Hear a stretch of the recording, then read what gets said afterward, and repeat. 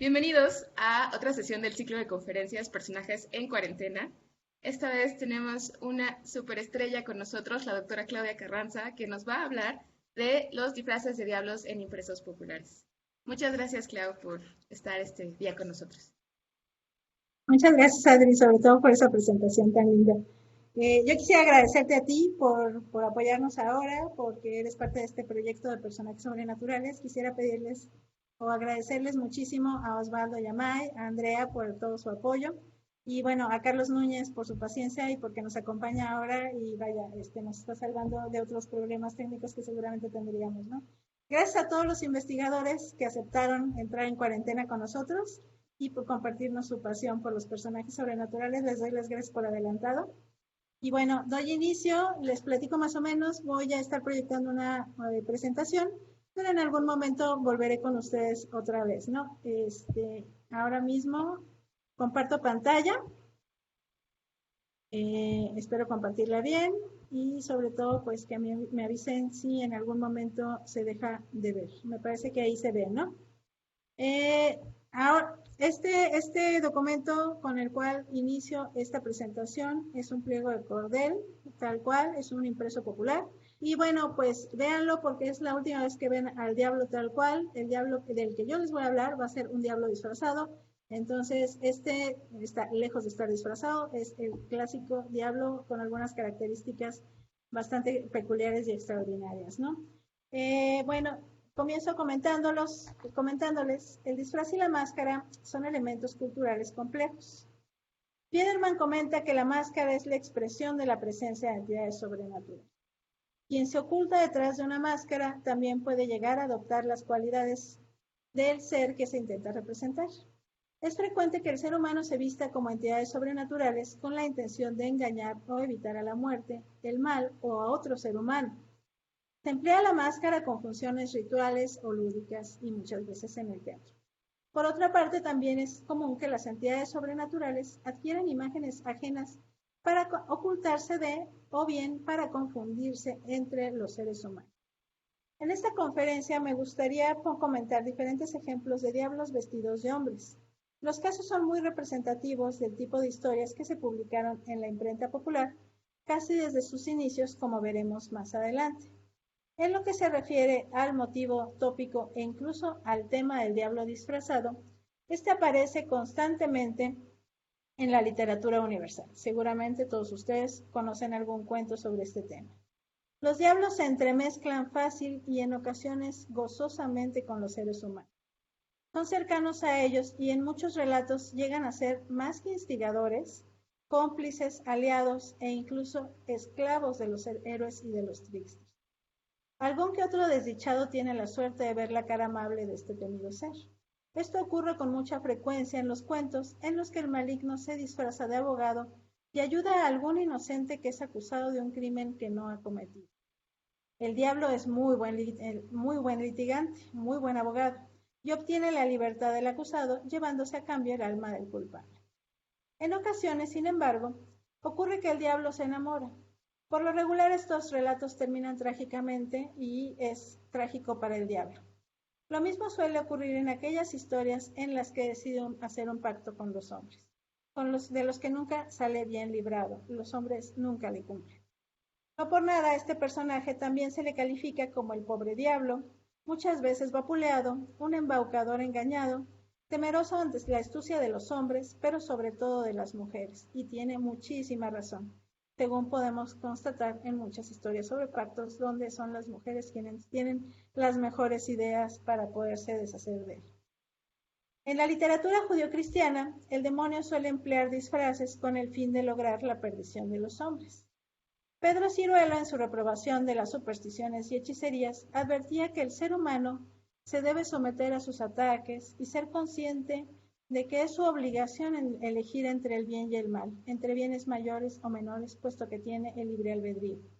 Por eso este personaje suele buscar e incluso suele necesitar 1 y 1000 medios para hacer caer al hombre en el pecado. De esta manera, en la literatura del medievo, en los libros de ejempla, en los sermones, en los libros de milagros, en las crónicas, en los romances, novelas, relaciones, épica, etcétera. Multitudes de diablos se esparcen por el mundo con disfraces de ángeles, de frailes, de monjes, de monjas también, por supuesto, de predicadores, de curas, de santos. Aparece con muchísima frecuencia, por supuesto, como hermosísima doncella tratando de embaucar a todos estos sacerdotes y miembros del clero. Citaré varios ejemplos más adelante, pero uno por lo pronto que me gustaría recordar aparece en el libro del rey Don Sancho, hijo de Alfonso X el Sabio, que es conocido por su libro de los castigos y que es un conocidísimo ejemplario, vale mucho la pena leerlo, es divertidísimo, sobre castigos sobrenaturales, ¿no? Y bueno, Don Sancho cuenta el siguiente episodio. En la vida del bienaventurado San Martín, obispo, hallarás cómo le pareció una vez el diablo en manera de rey, vestido de paños de peso y con corona de oro en la cabeza, y calzas de oro y con alegre cara. Y callando ambos gran pieza, dijo el diablo: Martín, conóceme que yo soy Jesucristo, a quien tú honras. Queriéndote bien guardar, vine aquí. Y maravillándose de eso, Martín, dijo el diablo otra vez: Martín, ¿crees que esto que yo te digo es verdad, que yo soy Jesucristo? Y mostrándoselo el Espíritu Santo, dijo San Martín: el Jesucristo no anda vestido de paños de oro ni de púrpura, ni dijo que vendría con corona de oro resplandeciente. Y yo no creo que viniese mi Señor, sino en aquella forma que tomó en la cruz. Oyéndolo el diablo desapareció y quedó gran fedor en aquella cena. Es decir, un olor pestilente. Perdón. La tradición del diablo disfrazado se extendió a los siglos siguientes y fue muy recurrente en las obras del siglo de oro. En general, el del disfraz fue un motivo que usaron muchos autores, como Calderón de la Barca, uno de mis favoritos, quien, por ejemplo, llegó a incorporar en una obra la aparición de una dama embosada que, al ser descubierta por un galán que en la noche andaba, en la mitad de la noche precisamente, que es cuando se aparecen los espantos, la descubre y le nota que tiene una cara de muerte. Se trataba de una fabricación demoníaca. Por supuesto, también el autor incluye varias apariciones del maligno. Así el diablo en las cadenas del demonio se muestra frente a Irene en figura de un gallardo joven.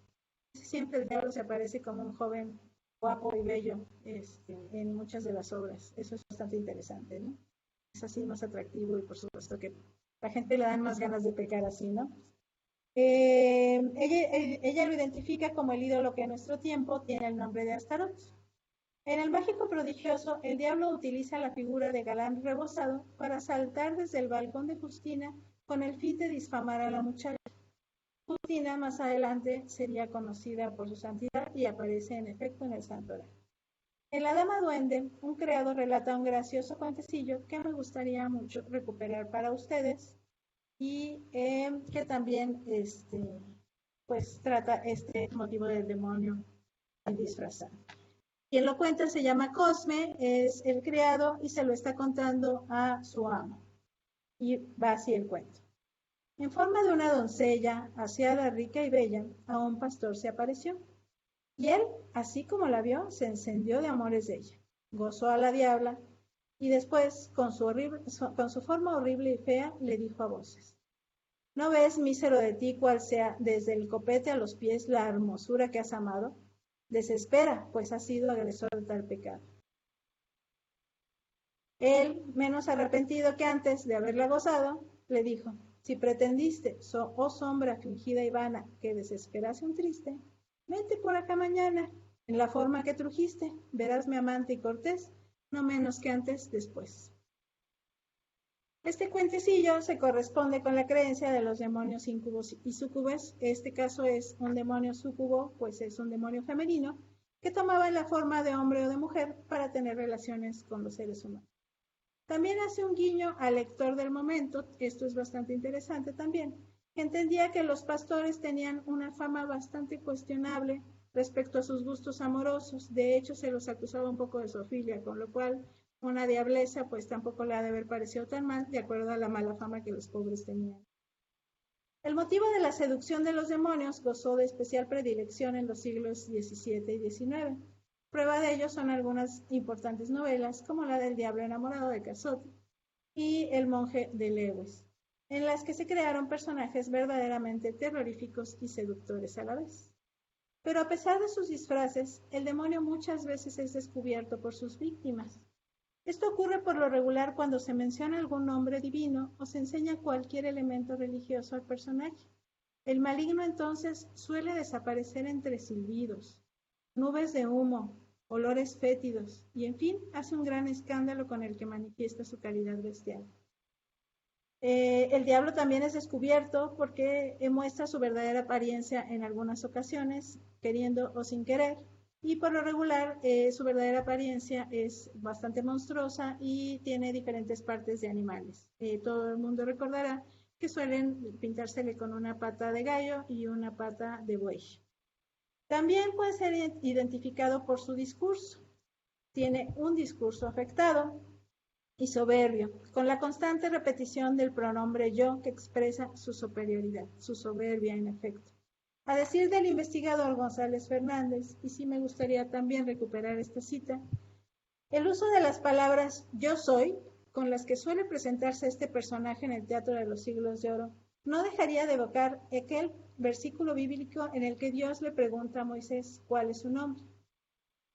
Más bien, Moisés le pregunta a Dios cuál es su nombre. Y Dios responde, yo soy quien soy. Las palabras yo soy, dichas por el demonio, parodian las pronunciadas por Dios. Debemos recordar que en la tradición el demonio aspiraba al trono celestial de Dios. Tras la caída, el príncipe de este mundo mantiene su altivez, sobre todo en su discurso. Y sí, es muy frecuente que mantenga un discurso sumamente soberbio en la mayoría de los textos que hablan sobre él. En la literatura y, bueno, en las obras teatrales que les acabo de citar también ocurre. Otro de los rasgos que caracterizan el discurso diabólico es el de las malas palabras, las maldiciones, las blasfemias, pero sobre todo la ira. La ira se nota mucho o más bien descubre muy bien al demonio. Y por supuesto suele hacer un recuento de las culpas de quien ha caído en su poder. Veremos muchos de estos elementos en los impresos a los que me referiré a continuación. Y ahora sí llego al punto, me estaba yo tardando, pero les voy a hablar un poco de los impresos populares para que ustedes también puedan de alguna manera compartir estas referencias, ¿no? Como es natural, historias como las anteriores se reprodujeron con frecuencia en los impresos populares, que eran esas hojillas sueltas. Aquí tenemos algunos ejemplos. Una de ellas, aunque parezca en un libro, no, nada más consistía en quizá 4 hojas. Eran cuadernillos de máximo 32 páginas que se editaron por millares, pues solían imprimirse en papel muy económico. Donde lo ven, ese papel es una maravilla que se haya mantenido a lo largo de los siglos. Por ejemplo, en este caso, este romance del lado izquierdo, que muestra incluso letras góticas y es un romance bellísimo.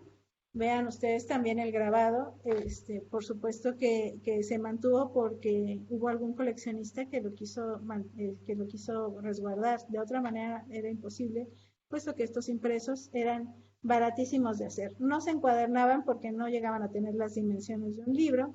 A veces consistían en un solo folio impreso por uno o los dos lados, y aquí es donde precisamente voy a dejar de compartir por un momento para poderles mostrar más o menos a qué me refiero con un folio de que podía ser impreso y que era un poquito más grande que este tamaño que les estoy enseñando aquí, ¿no? Se podía imprimir de un lado o se podía imprimir de los dos. O bien, lo que hacían mucho los impresores era, en efecto, un solo folio, doblarlo en diferentes partes para generar cuadernillos. De tal manera que la mayoría de los cuadernillos estaban conformados por un folio que se dividía en cuartas. Y así se le llama precisamente a estos cuadernillos, que eran los que solían vender los ciegos y que estaban más o menos de este tamaño, en cuartas. Y contenían, por supuesto, además de muchas historias, a veces algunos otros textos como preciosos villancicos. No sé si se alcance a ver, pero por ejemplo, tenía un villancico en la parte de atrás del impreso popular. Y bueno, unos hermosos diablos. Yo la verdad es que sí disfruto mucho con estos grabados, que son una verdadera maravilla. Otro caso, por ejemplo, también de un cuadernillo en cuartas, pues es ¿no? Entonces, bueno, esto era más o menos lo que se vendía desde el siglo XVI y todavía hasta el siglo XX en España, y de alguna manera también encontramos formatos similares en los impresos populares de otros países, como México, digamos que un ejemplo lo voy a mencionar al final de esta presentación. Vuelvo precisamente a la presentación. Entonces, perdón, ¿se ve ahí, no?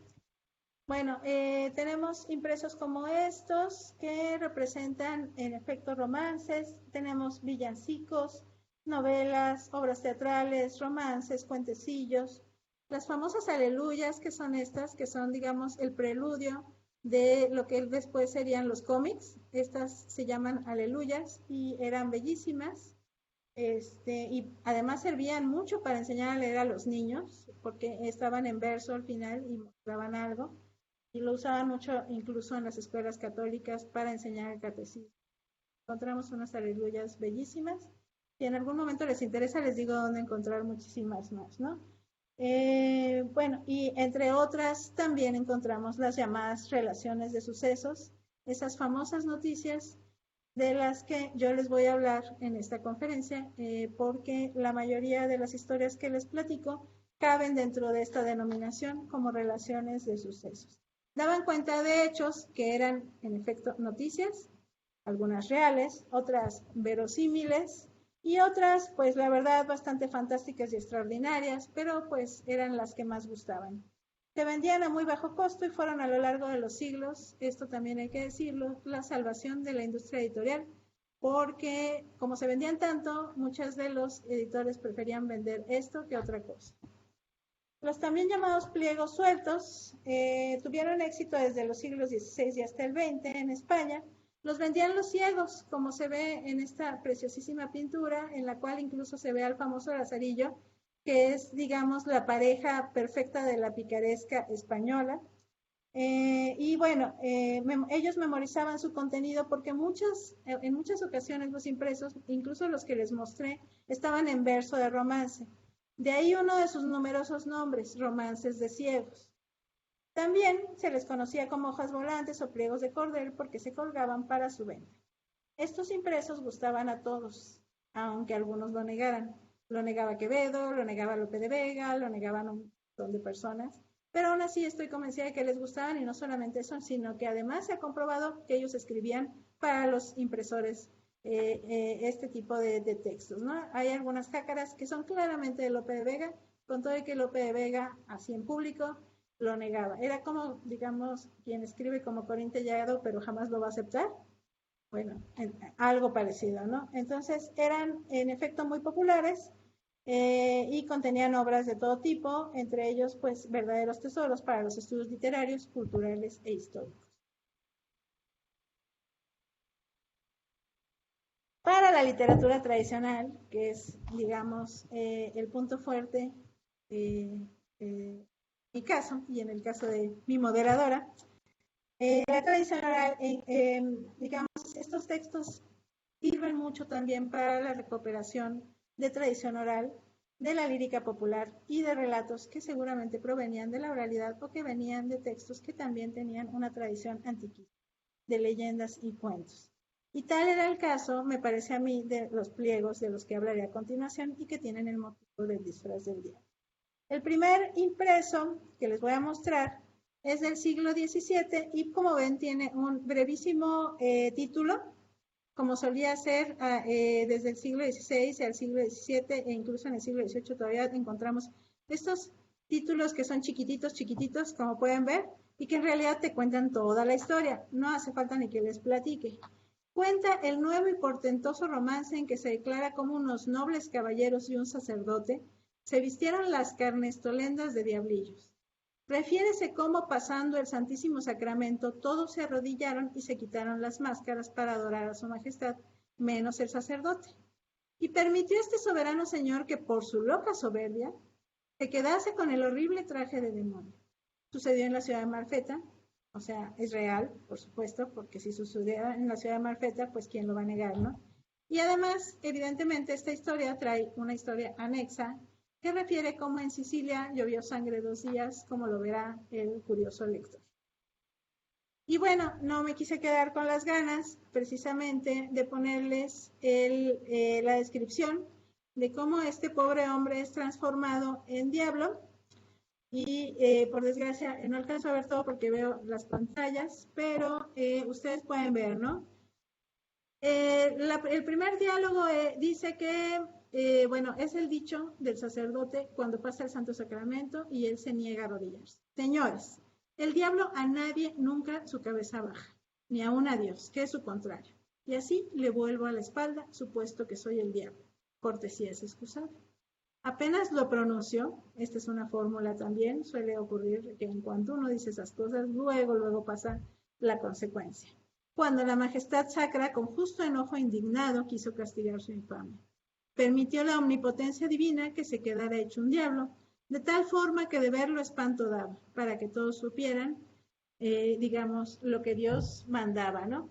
Y bueno, básicamente cuenta que la máscara se le unió a la piel, todo el traje se le unió a la piel, y su cuerpo se convirtió en un demonio por sí mismo. Con la cola cerdosa y larga, las manos se le volvieron garras, el cuerpo como de león, y bueno, en fin, de la cara pues también salieron todas las características de un diablo mismo, ¿no? Más o menos como el que aparecía en el anuncio. Estas son las características, son maravillosas y bueno, sí me gustaría también que lo tomaran en cuenta porque precisamente esta es una de las riquezas de los impresos populares. Otro pliego que se cuenta también como historia verdadera es la de un sastre que trabajé para un artículo en el cual precisamente demostraba que es todo menos una historia verdadera. Se trata de un cuento de un sastre que asesina a su esposa. Perdón, antes de eso, pues miren, aquí está el grabado bellísimo de este pobre hombre que se transformó en diablo y se ve por arriba, en un nivel superior dentro del grabado, el Santísimo Sacramento, al cual él se niega a, digamos, a ver como omnipotente precisamente porque él se siente un diablo, y cómo va haciendo la transformación, ¿no? Es muy bonito porque se ve chiquito primero, con la cabeza todavía no se ha transformado, y ya después se vuelve en este ser bestial, ¿no? Es un verdadero grabado bellísimo de finales del siglo XVII, que pues ya tiene más detalle, ¿no? La siguiente relación que les comento es precisamente la que declara cómo un hombre sastre mató a su mujer preñada, es un poquito más gore esto, de 7 meses, este año de 1617, cuando le quebró una aguja estando cosiendo. Esto fue incitado por el demonio. Y cómo después se le apareció el mismo demonio en figura de hombre humano y lo llevó a una cueva, donde le hizo vestir sin conocerlo. Dase cuenta en la obra cómo fue descubierto y el castigo que le fue dado. A ver, les voy a decir, así como los pastores tenían digamos, la mala fama de tener gustos amorosos varios y diversos, así los sastres tenían la mala fama de ser cobardes y muy tontos.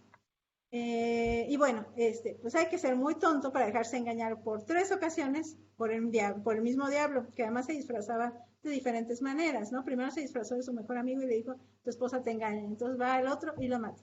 Luego se lo encuentra cuando va escapando y le dice, no tienes que escapar, yo te voy a presentar a alguien para que le haga su ropa. Y entonces él le cree. Y entonces va a trabajar para el mismo diablo que está en una cueva. Todos estos son elementos o tópicos, motivos de cuentos tradicionales. Incluso el número 3 es un tópico de cuento tradicional, ¿no? Que él haya hecho durante 3 días trajes para el demonio no es incidental. Y bueno, quiero decirles también que hay, digamos, oficios que se especializan en trabajar para el diablo. El sastre, el herrero y el zapatero salen en muchísimas historias tradicionales trabajando para el diablo. Entonces, digamos, esto pues no fue, digamos, hasta cierto punto una casualidad, ¿no? Por otra parte, al final de todo, el diablo le paga al sastre por todos sus bienes, por toda la ropa que le hizo, me imagino que le hizo todo un guardarropa, y le entrega un tesoro, un cofrecillo lleno de monedas de oro. El sastre se va feliz, se va ante la justicia. En esa época, por desgracia, si se asesinaba a la mujer, podías pagar con oro tu libertad. Entonces entrega a la justicia el cofre lleno de oro y cuál no sería su sorpresa que el oro se ha convertido en tejuelitas o en carbón, motivo tradicional también de los cuentos populares. Entonces, sí, definitivamente esta historia que ocurrió de acuerdo al pliego de Cordel en la ciudad de Murcia en 1617, muy cerquita de la casa de Ana, dice, pues probablemente no ocurrió y bueno, parte de esta estrategia de ventas que tenían los impresores populares para que se les vendiera, porque a ver, o sea, si nada más lo venden como cuento, a lo mejor no todo el mundo lo compra, comprará más algo que verdaderamente despierte el morbo, ¿no? Y que no va a despertar el morbo, sino una historia verdadera de un sastre que fue engañado por el demonio por 3 veces consecutivas. Es lo más escandaloso de todo, ¿no? Al final lo cuelgan y le hacen una bonita jácara y demás, y bueno, es una historia bastante interesante. Tienen también, luego les paso la referencia del impreso. Encontramos también fábulas en las que se ilustra, digamos, esto de el diablo disfrazado. No me voy a detener en la fábula, solamente en este pequeño cuadro que pertenece a una aleluya y que ustedes ya vieron la aleluya, la puse arriba. Detalle, es el del demonio con su disfraz. Y como pueden ver, es tal cual un súcubo, es un demonio femenino. Y bueno, pues se trata en efecto del motivo de la seducción del diablo para atraer al hombre mostrando una forma femenina y coqueta. Como pueden ver, el hombre no está muy interesado y yo la verdad es que entiendo un poco por qué, ¿no? El último ejemplo hispánico que me gustaría citar pertenece al siglo XIX. Se trata de un pliego titulado El que llevó el diablo a cuestas. Sí me gustaría hacerles notar, en efecto, que el título es mucho más breve, a diferencia de los del siglo XVII. En el siglo XIX ya los títulos no contaban toda la historia, te dejaban un poco en stand-by para que tú pudieras leer o tuvieras el ansia de leer. Estamos hablando también de una historia de la literatura muy interesante, porque en efecto ya tenemos más lectores en el siglo XIX que en el siglo XVII. Entonces la gente va a comprar más el texto para leerlo en su casa que en otras ocasiones que se detenía a escuchárselo al ciego cantárselo, o bien que con el puro título lo recordaba, ¿no? Y entonces necesitaba todo el título. En esta ocasión también pues lo que tenemos es, digamos, otra estrategia de venta, que es decirte algo que te va a llamar la atención tanto como para que compres el impreso y te enteres cómo este pobre hombre acabó con ese diablillo en la espalda. Y como pueden ver, además, el diablillo en efecto está cargando, está siendo cargado y además incluso está dando direcciones de hacia dónde ir. Y sí, es más o menos lo que pasa dentro del texto. Sin embargo, la descripción del personaje no corresponde con el del grabado. Y eso es también bastante interesante. Les pongo ahora la descripción que viene en el texto. Apareciósele el perro al muchacho, que por cierto estaba llamándolo a voces, desesperado, y dice, era el cruel enemigo malo, en la forma de un chiquito como de edad de 6 años. Corcovado era en efecto mal dispuesto y mal trazado, sin cejas y lagañoso, y por fin cara de diablo, con la cabeza raída, pues él siempre ha sido calvo, y con un casquete negro que cubría sus engaños. Los cuernos, evidentemente, y por otro lado ahí también hay un doble sentido de la palabra. Vestido de paño tosco y una mochila de lado, dando a entender que era pobre. Las piernas que tenía eran como de medio palmo, los pies eran de león y lo mismo eran sus manos. Es muy bonita también la descripción, si ustedes lo notan, de este diablo. El demonio se descubre al muchacho y acuerdan que lo ha de cargar por 2 años fingiendo que se trata de un niño inválido. A cambio, el diablillo lo haría rico. La condición es nunca mencionar a Dios ni asistir a lugares de peregrinación. El disfraz funciona a las 1000 maravillas durante mucho tiempo. Las limosnas que reciben son numerosas porque el diablillo inspira mucha lástima a los transeúntes. Para fortuna del muchacho y mala suerte del diablo, como siempre, a los 7 días antes de que concluya el trato, el demonio es descubierto por un religioso franciscano. El pliego lo cuenta así. Llegóse el muchacho a la portería del convento, el desdichado, con el demonio en los hombros, porque jamás lo había dejado. Tocando la campanilla por 3 veces, lo ha llamado. Saliendo el padre portero, limosna le ha demandado para mantener aquel que sus hombros va cargando. Pero el santo religioso, por auxilio soberano, convenció que era el demonio el que traía colocado. Y bueno, pues para no hacerles el cuento largo, resulta que lo exorcizan, al final el demonio pues sí acepta que es demonio, pero que se tiene que llevar al pobre muchacho, pobre entre comillas, pues porque ya salió ganando. Y bueno, el muchacho tenía la firma, o más bien el pacto en el brazo, entonces el diablo también se ve tonto porque les dice cómo deshacer el trato, le raspan el brazo y con eso consiguen soltarlo de este compromiso que tenía. Entonces sí, para los que digamos nos gustan estos cuentos, pues también sentimos un poco de pena por este personaje que estuvo 2 años ahí subido y al final no recibió ninguna recompensa, se tuvo que ir con las manos vacías, me refiero al diablo, ¿no? Desde sus inicios, los impresos populares repitieron constantemente argumentos similares, pero aportando nombres y apellidos diferentes, como ya les platiqué, así como datos del lugar, fechas concretas de lo ocurrido, pero actualizadas, por supuesto. Había veces que, por ejemplo, el mismo caso ocurría en 1616, pero luego lo encontramos en 1716, igualito nada más que le ocurrió a una persona que se llamaba Ginesa y no Ana, como en el pliego de 1616. Entonces, cuidan esos pequeños detalles, pero manejan más o menos las mismas historias. Y todo eso se contaba como una historia verdadera. Las historias se siguieron vendiendo siglos después y contaban en efecto las mismas anécdotas. Hablamos de recuperación de la tradición oral y escrita que se mantuvo de generación en generación porque gustaba mucho, porque entretenía y además se justificaba bajo el disfraz de que se trataba de un pliego que daba una enseñanza. Por eso la Inquisición en el siglo XVII y en el siglo XVIII no actuó, o pocas veces actuó, contra estos pliegos, porque finalmente ayudaba a dar ese mensaje, ¿no?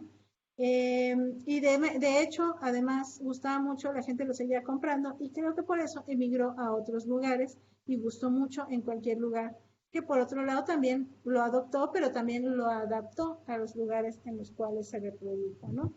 En México también contamos con pliegos publicados en la casa editorial Vanegas Arroyo y en otras casas editoriales que, bueno, califican como impresos populares. Yo les voy a mostrar uno específicamente de la casa editorial Vanegas Arroyo y que fue una imprenta que funcionó en las últimas décadas del 19 y en las primeras del 20, en donde se reprodujeron también hojas. Esta es una hoja volante como las que les mostré al inicio, impresa por los dos lados en prosa, pero al final tiene algunos versos volviendo a repetir la historia, pero de manera más poética. También hicieron pequeños cuadernillos con cuentos, algunos son bellísimos, se los recomiendo. También de alguna manera pliegos con corridos, noticias verdaderas o extraordinarias, cancioneros, fragmentos de obras teatrales, etc. Esta editorial, por fortuna, está siendo estudiada hoy en día por un grupo en la UNAM y también en el Colegio de San Luis tenemos un grupo que la estudia. Entonces, vale mucho la pena porque en efecto guarda una enorme riqueza. Ahí, por ejemplo, se encuentra esta última historia que trataré de diablos disfrazados. Si me lo permite el curioso lector y si aún tengo tiempo. Como podemos ver, el formato es muy similar al de los otros impresos. Y si se fijan, en efecto, se trata de vender la historia. Por lo tanto, hay que poner muchos signos de admiración para poder verdaderamente subrayar la importancia del evento. Y se trata de un ejemplar acontecimiento. Es un ejemplo. Es un ejemplo de un espíritu maligno que se apareció en figura de mujer bonita y engañó a un pobre hombre en la mitad de la noche que estaba buscando aventuras y acabó como aparece en la segunda parte de este hermoso grabado que es de Posada, el famosísimo grabador, ¿no? También Manilla, por cierto, tiene muy bonitos grabados, pero él fue anterior a Posada, ¿no? Entonces, bueno, no se los voy a espolear, aunque ya se los espoleó el grabado, pero la mujer bonita pues no era tal, ¿no? Y esto ocurrió. En una de tantas noches, y también ahí ustedes van a tener que leer, pero el muchacho paseaba, era un muchacho que le gustaba la vida nocturna y la mala vida, paseaba como otras tantas veces y repentinamente se encontró con una joven hermosísima, vestida de rojo terciopelo, cubierto con la espalda con un chal negro de seda finísima, Imagínense su talle, era como nunca lo había visto, una cara bella como ninguna más, capeada con ojos grandes y muy negros, sombreados de largas pestañas rizadas. A nivel de detalle, en este caso, no es en el diablo, sino en la muchacha, las cuales tocaban sus delgadas cejas negras. También su boca era chica y roja, la nariz irreprochable. Eso no sé bien qué significa para ese tiempo, pero bueno, imaginemos pues que bellísima también la nariz para entonces. En una palabra, no tenía defecto físico. Agregando a esto su espesa y lustrosa cabellera peinada con esmero y adornada con un listón también rojo. Esta es la muchacha que ve el hombre en sus correrías nocturnas, no cede a la tentación, se acerca a ella y bueno, ¿cuál no sería la sorpresa? Que la joven bonita novia, además ya había sido su novia de Miguel, se trataba de un horrorosísimo diablo. Fíjense bien, las descripciones han cambiado. Ya no era tan importante el diablo como antes, ahora en este caso fue la mujer, ¿no? Era Lucifer, nada más y nada menos. Y él, tal cual como ya les había dicho, se anuncia además diciéndole al otro por qué se lo lleva, ¿no? Has deshonrado a muchísimas jóvenes, a muchísimas mujeres las has engañado. Ya por eso estás aquí eternamente. Y a remolque se lo llevaron un montón de condenados para darle tormento. Este fue el resultado que tuvo Miguel Gómez por su desenfrenado vicio de enamorar y deshonrar a cuanta mujer podía. O sea, lo que les decía, ya, no era necesario el spoiler porque en efecto se ve la boca del infierno, el diablo llevándose a este pobre hombre que trata por todos los medios de evadirse, pero pues difícilmente lo va a lograr. Y bueno, de hecho es un caso muy interesante precisamente porque, bueno, ahí se ve la mujer bonita, si tratan de verle la nariz probablemente lo logren, ¿no? Eso es, digamos, lo que más curiosidad me dio a mí, pero bueno, aquí ya no, no es otro tipo de descripción la que se. En conclusión, la imprenta popular rescata en formatos sencillos, diría María Cruz García Anterría, sin otras pretensiones que la de ser vendidas y después desechadas, tradiciones varias y ricas. Sus relatos se basan muchas veces en cuentos, leyendas, ejempla y bueno, otro tipo de canciones y bueno, romances. Emplean historias similares porque estas eran las que le gustaban al público. En estos impresos podemos apreciar una narrativa no siempre pulida. En muchísimas ocasiones son exageradísimos, así como yo, ¿no? Pero el estilo que se manejaba de cierta manera conseguía el objetivo principal, que era asombrar y entretener al público.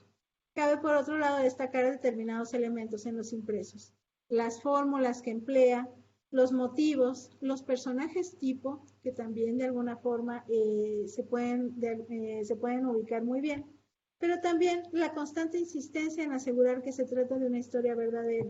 Esto se repite en la mayor parte de las historias que tienen un fin aleccionador. En particular para los casos leídos hasta aquí vale la pena destacar las descripciones que en todos los impresos, como ustedes pudieron ver, cambian. Y en este sentido cierro señalando que uno de los elementos más interesantes de los pliegos es que se disfrazan de historias simples, así como el diablo. Se disfrazan bajo enseñanzas que aparentemente los justifican, pero gozan diabólicamente con la seducción de sus lectores. Y esta seducción se da a través de sus imágenes, de sus palabras, de lo que provocan en la imaginación de quienes los escuchan o los leen, de quienes los siguen leyendo como nosotros ahora. Con esto concluyo. Muchas gracias. Muchas gracias, Clau. Estuvo maravilloso. Me encantó saber todas las cosas que hace el diablo para engañarnos y pobrecito, realmente me sentí muy mal por el que no 2 años ahí y sin nada. Muy bien, pues queremos abrir... Hay quienes, perdón, pierden su tiempo por 10 años, hay quienes pierden su tiempo por 20 y luego resulta que salen también perdiendo. Perdón, se me olvidó decirles, aquí tengo algunas de las plataformas de donde saqué algunos de los impresos y por el otro lado donde ustedes también pueden encontrar más impresos populares, por ejemplo el de impresos populares iberoamericanos que dirige Mariana Macera o el que se encuentra en físico en el Colegio de San Luis. Y bueno, el pliego, por ejemplo, del diablo que pasa 2 años de su tiempo montado en un hombre que al final no le da nada, se encuentra en la librería digital Cambridge. de la Universidad de Cambridge. Perdón, ahora sí ya, me callo. Muchas gracias, Clau. Oye, pues vamos a abrir el foro a preguntas. No sé si alguno de los que nos está escuchando quisiera lanzarnos alguna pregunta para la ponente que tenemos el día de hoy. Vamos a ver qué hay por ahí, qué nos dicen por ahí. Nos mandan saludos de Guatemala. Muchos saludos de Guatemala. Saludos a todos por allá. Ya los Bueno, queremos visitar. yo tengo una pregunta, Clau. Me pareció muy interesante el pliego que mostraste donde era una mujer bonita, ¿no? Que es la que guía hacia lo peor del mundo, ¿no? Que en realidad es un motivo que se repite mucho y que todavía se repite en distintas leyendas que involucra personajes femeninos actual en la tradición oral. ¿Dirías que es uno de los motivos más comunes también dentro de los impresos? No, no es tan frecuente encontrarlos en los impresos populares, el motivo de las mujeres bonitas, ¿no? Encuentras de todo, encuentras también hombres. Si te fijas, los dos pliegos que yo mencioné eran hombres casi siempre, y sobre todo el del sastre eran 3 veces hombre, ¿no? Y bueno, lo de la seducción, pues no suele, no lo he encontrado, que no significa que no existe. Pero Pero lo le da nuevo es algo que, especial al impreso, ¿no? exacto. Sí, y en efecto sí, lo que tienes es muchas historias y en México, yo realmente ya no mencioné la leyenda de México porque más bien esperaba en efecto que todo el mundo recordara que este impreso popular de Vanegas Arroyo lo que recoge es una leyenda que es muy característica de México, ¿no? De las mujeres, de la mujer de negro. Tú lo has estudiado también, el de la mujer de blanco o de negro, que se aparece a los hombres que tienen una vida particularmente nocturna, ¿no? Viciosa de las mujeres, dice el pliego. Pero no Exactamente. he encontrado tantos pliegos. Fíjate que me costó mucho trabajo. De hecho, incluso me maravilló este pequeño cuadrito de la fábula, ¿no? Porque no he encontrado tantos. Me encantaría, me hubiera gustado presentarles muchos más, pero no tantos como yo esperaba. Ok, ahora sí tenemos otra pregunta de nuestros, de todos los que los están escuchando ahorita en vivo.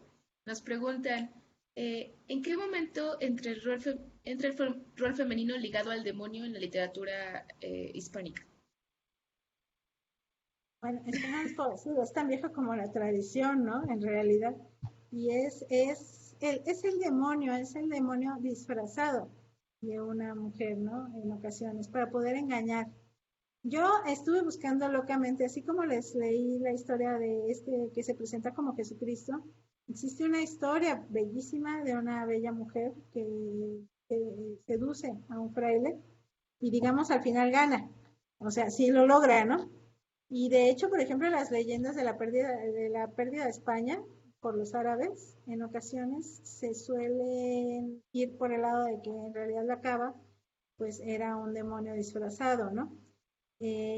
Pero así hacer el seguimiento, pues no, en realidad las mujeres, en efecto, pues muchas veces tienen este estigma y creo que tiene que ver también con su ingenio, precisamente, ¿no?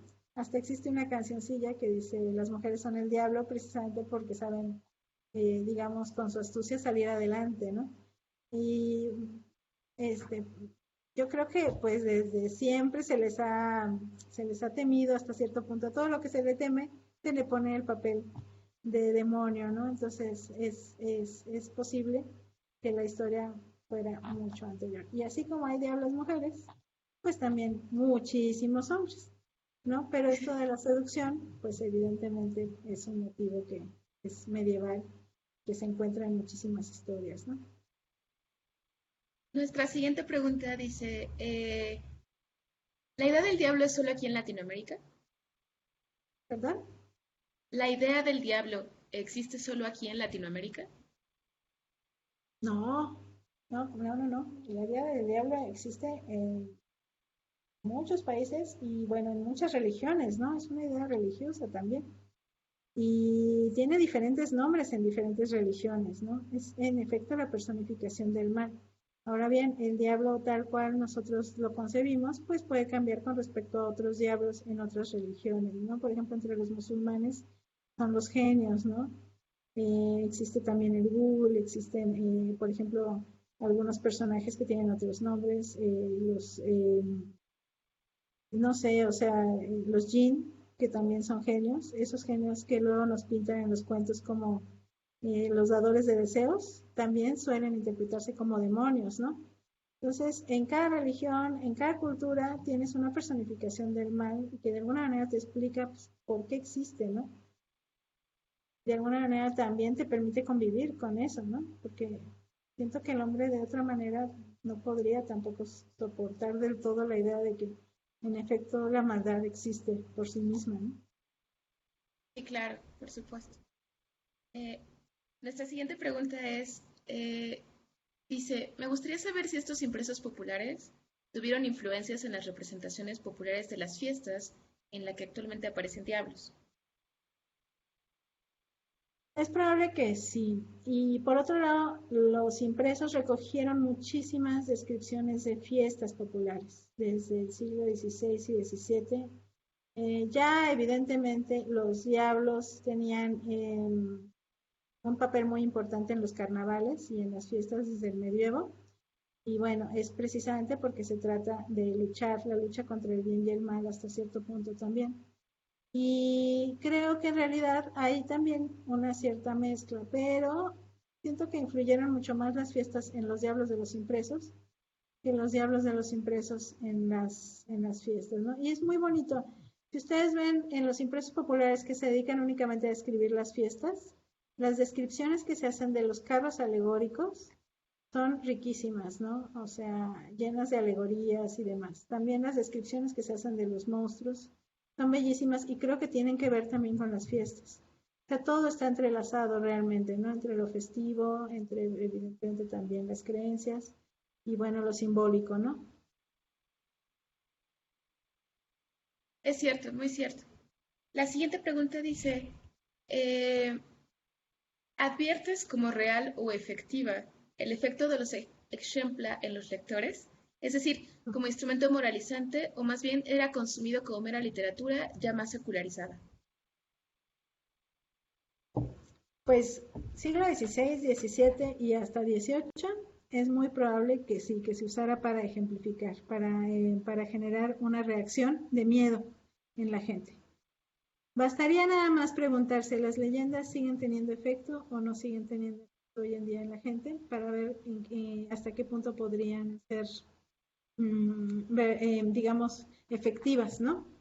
Ahora mismo pues existe muchísimo más incredulidad, pero en el siglo XVI, XVII, XVIII pues era un periodo muy religioso y era un periodo en el cual pues no se cuestionaba tantas cosas. Entonces, mucha gente, un gran público sí las creía.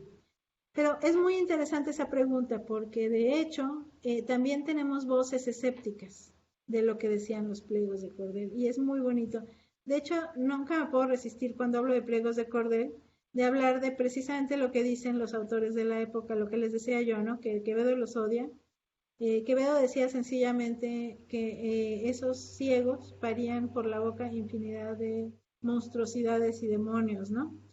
Eh, este, Lope de Vega dice pues que en efecto se trata de mentiras por completo. Y hay una obra teatral que no recuerdo bien si era de Vélez de Guevara, que por cierto en su Diablo Cojuelo también critica a los ciegos. En una obra teatral hay un criado que dice que por supuesto que los impresos son reales y que lo que cuentan es verdad porque están en letra de molde. El hecho de que estuvieran en letra de molde les daba a ellos cierta garantía de veracidad. Y eso es precisamente lo que daba más coraje a los autores de la época. No, eso es lo que le dice el criado. Un criado igualito a Cosme que platica la historia de la diablilla seductora. El criado le dice, esto que te estoy contando de que hay una mujer que parió a 20 niños por la boca también, es verdad, porque es de letra de molde y el amo se enoja muchísimo y le dice, oye, no, estas son mentiras y se nota, ¿no? Lo que esté en letra de molde no implica que sea verdad. Entonces sí que tenían fuerza, sí que daban lecciones, sí que la gente tomaba nota, pero claro, la carne es débil, porque si tomara nota realmente, no habrían existido tantos, ¿no? Eso quiere decir que había que aleccionar a mucha gente porque, pues, digamos, es difícil seguir las normas, lo sabemos nosotros ahora que estamos en cuarentena, ¿no? Entonces, por más que te cuenten, igual la gente sale, ¿no? Pues sí. Realmente sí, sí es aleccionador para algunos, hay otros que lo toman con más reticencia, y por supuesto que en efecto tiene cierto sentido para cierto tipo de público, los niños, por ejemplo, pues todavía, no sé si los niños de ahora que ya son mucho más duchos y mucho menos, pero yo me creía algunas cosas que me decían, yo sí lo platico mucho, ¿no? A mí me decían que se me iba a secar la mano si se la levantaba mi mamá, y yo lo creía, por supuesto que con toda sinceridad, ¿no? Y sí me veía con el brazo seco, así como rama de árbol, ¿no? Entonces, por supuesto que sí, muchos de estos impresos iban dirigidos a infantil y eran efectivos. La siguiente pregunta. ¿En qué casos actuó la Inquisición contra las hojas? En casos en los que hubiese una demanda, en casos en los que había alguien directamente afectado por una hoja, hay un libro muy bonito de Pedro Cátedra que les recomiendo, que se titula algo así como Invención y creación de los pliegos de cordel, que trata el caso de de un pliego de cordel que se difundió muchísimo en una ciudad y que contaba la historia de un abogado de la misma ciudad, por eso es tan malo poner el mismo lugar, que había muerto porque había hecho un pacto con el diablo y que vinieron cuatro personas, cuatro hombres a llevárselo, así como los que bailaban, los que bailan con el ataúd, porque además sí, eran cuatro hombres, así más o menos me los figuro, y después desapareció el cuerpo y tuvieron que enterrar el ataúd con puras piedras. Se lo habían llevado en cuerpo y alma al infierno. Obviamente, una historia como estas, en una época como el siglo XVI y XVII, donde la honra era importantísima, era sumamente grave. Entonces, la familia que vivía puso una demanda o denuncia contra el impresor y, por supuesto, contra quien hizo la historia, ¿no? Y es muy interesante el libro porque te da el seguimiento de cómo fue que esta historia acabó en un pliego de cordel y cómo fue que en efecto se vendió y el proceso que le hicieron y cómo los fueron auscultando. Y es también una historia de cómo una leyenda se adapta y se cuenta como una historia verdadera en un impreso popular. Eso también es muy bonito. Entonces, sí hubo esos casos. También había, por otro lado, leyes civiles contra quienes producían estos impresos. Y bueno, una de las cosas que solicitaban y que estuvo vigente hasta finales del siglo XVII es que siempre aparecieran datos, en efecto, nombre del impresor, año y bueno, dirección de la imprenta, ¿no? Aunque dijeran a veces cualquier barbaridad, si no aparecía alguno de estos datos, sí podían ser muy castigados, incluso con penas tan severas como que lo sacaran por completo del país, la extradición total. Ok, vamos a hacer dos preguntas más porque pues ya se nos acaba un poco el tiempo. Ojalá tuviéramos tiempo para responderlas todas. La siguiente pregunta es, ¿la figura del diablo recobra alguna vez una figura de terror más allá de ser un ejemplo o una burla? Sí, no, es que estamos hablando, por ejemplo, de un diablo popular, un diablillo así como tierno hasta cierto punto, ¿no? Pero si ya nos vamos a una cuestión un poquito más, más religiosa, más teológica, pues ahí sí se ve ese diablo que es la personificación del mal del que hablábamos, ¿no? Y bueno, ese es muy lejano a estos diablitos que les he enseñado y que además aparecen en los pliegos y en los cuentos, ¿no? En el ejemplo sí daba miedo, ¿no? Sí era un diablo al que había que tener miedo, pero eran demonios por lo regular y pues lo que había que fijarse en efecto pues era en la consecuencia, ¿no? Y lo que daba miedo más era el castigo que el propio diablo y de hecho en los ejemplos reales pues el diablo se aparece y se lleva al personaje y en donde se centra la descripción es en el castigo, ¿no? El hombre fue a veces pues no sé, iba blasfemando en medio de la calle y de pronto lo alcanzó un rayo y luego le cayó una lluvia de piedras y luego cayó una tempestad, luego pasaron las langostas y del hombre no quedó ni el polvo, ¿no? Entonces, si te fijas, pues en realidad más bien el castigo era lo que se temía. Y curiosamente además el castigo venía de Dios, no del diablo. Y el diablo funcionaba como el ejecutor al servicio de Dios, del castigo. Entonces, realmente, pues, era otro tipo de temor, ¿no? Y bueno, por supuesto, sí, eso, el personaje teológico, el que, bueno, ya es mucho más filosófico y mucho más fuerte, pues ese se temía de otra manera.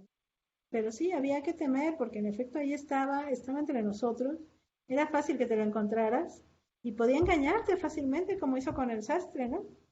Fácilmente, entre comillas, por supuesto. Y hablando de sastres, la última pregunta es, eh, ¿por qué crees que siempre se relaciona el diablo con oficios específicos como los sastres o los herreros? Eh, esa es buena pregunta. Mira, con los herreros es por el fuego, por su relación con el fuego, ¿no? Y en gran medida también, incluso se dice mucho, hay varios estudios muy, muy buenos que se les puede recomendar también, que dicen que en ocasiones, pues, digamos, recuerda a ciertos dioses paganos, ¿no? Como pues Vulcano y demás, ¿no? Que también, por otro lado, eran dioses a los que se asociaba con el infierno. Entonces, el del herrero es muy fácil de ver y es precisamente ese, ¿no? Hay un, hay una, hay una película ahorita en Netflix que se llama, ay, no me acuerdo cómo se llama, pero un poquito maneja ese cuentecillo, ¿no? Del herrero y demás. ¿No es la de Elementary? Ajá, exacto. Y por el otro lado, precisamente por esta capacidad de manejar al fuego, el herrero también solía asignársele un papel como dentro de la brujería, ¿no? Era de mago también, ¿no? Era un ser poderoso. Les digo, puede tener que ver con que en realidad son resabios de las viejas religiones, ¿no? Y bueno, en el caso de los sastres, porque tanto los sastres como los zapateros se los tenía como unos tramposos, ¿no?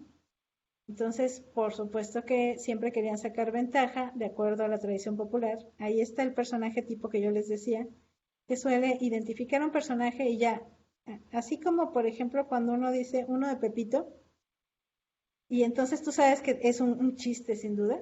Cuando alguien decía un sastre, entonces luego se le representaba en el imaginario una persona tramposa, que robaba tela, que te robaba el dinero, que no te entregaba bien el trabajo, que te lo entregaba tarde, etcétera, etcétera. Y por eso es por lo que también de alguna manera, pues la tradición oral los castigaba, pues asegurando que también hacían trabajos para el diablo y los hacían, porque hacían trabajos para cualquiera que se los pidiese, ¿no? Porque también pueden ser ambiciosos, ¿no? Es un estigma también, lo de los personajes tipos, por supuesto, es sumamente discriminatorio, y pero bueno, o sea, es muy interesante y hay que saberlo. Si uno estudia el siglo XVII, tienes que conocer a los personajes tipo, ¿no? Así como hoy en día, si uno habla de un policía, tienes una idea, si uno habla de un... Así, tienes varios personajes tipos muy ubicados, ¿no? O sea, sabes perfectamente toda la tradición que acompaña a ese tipo de personajes. Pues bien, esa fue nuestra conferencia de hoy. Les agradecemos mucho a todos los que nos acompañaron. Una gran disculpa por las fallas técnicas. Estamos mejorando cada semana. Esperamos que cada semana nos salga mejor. Y por supuesto, no se pierdan. Esto es cada jueves. Vamos a estar a las 19 horas, ¿verdad, Clau? A las 19 horas, todos los jueves, y bueno, vienen conferencias buenísimas de grandes especialistas. Vamos a mandarles un cartel con la programación. Les digo, se va a poner muy bueno. Sí, vamos a estar publicando el cartel en nuestra página de Facebook. Recuerden que esta conferencia va a quedar guardada en nuestro canal de YouTube, así que no olviden suscribirse. Por ahí les vamos a dejar un link. Y pues muchas gracias a todos. Muchas gracias, Clau. Muchas gracias, Adri. Gracias a Mayo Osvaldo y a todos los que estuvieron atrás de todo esto. Gracias, y a Carlos. Muchas gracias, Carlos. Y pues bueno, todos que estén muy bien, cuídense, manténganse sanos, quédense en casa. Gracias a los que nos final? escucharon. Los que se quedaron al final. Muy Ajá. bien. Bueno, pues muchas gracias. Nos estamos Está bien. viendo. Salud. Chao. Chao.